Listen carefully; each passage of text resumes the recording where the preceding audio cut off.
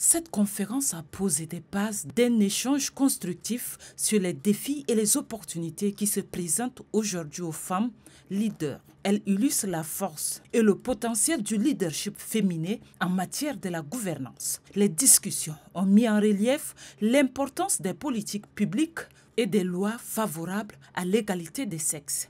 Les participants ont été encouragés à s'engager activement dans la vie politique et économique du pays. Le représentant par intérim de l'OMS au Tchad, Dr Yam Abdoulaye, a renforcé l'idée que les femmes leaders peuvent influencer positivement les politiques de santé dans un pays. Le message de la conseillère à la présidence de la République a été clair. Le discernement et l'aspiration à des postes de leadership doivent être encouragés dès le plus jeune âge. Il ne faut pas démonter une femme pour s'asseoir sur sa chaise. Chacune de nous a son profil. La présidente de la Cour de compte a souligné comment le leadership féminin pourrait contribuer à l'amélioration de la responsabilité dans la gestion des ressources publiques. Tous les postes sont accessibles, il n'y a pas de limite, il n'y a pas de contraintes. Les limites, c'est ce que nous-mêmes, nous fixons.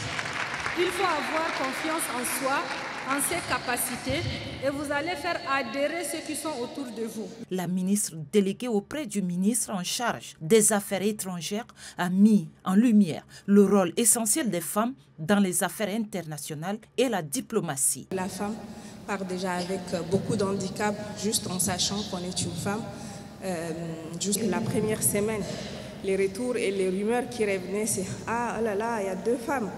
À la tête du ministère et GG.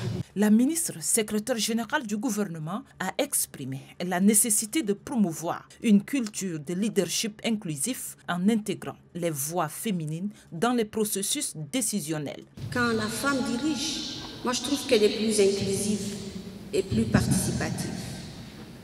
Parce qu'elle écoute, parce qu'elle concerte. Et en concertant, en écoutant, en étant inclusif, on prend en compte les connaissances, les expériences, les compétences de tout le monde et pour sortir un très bon résultat au service de tout le monde. Les participants sont rentrés inspirés et motivés, prêts à relever les défis et à saisir les opportunités qui se présentent dans leur parcours professionnel.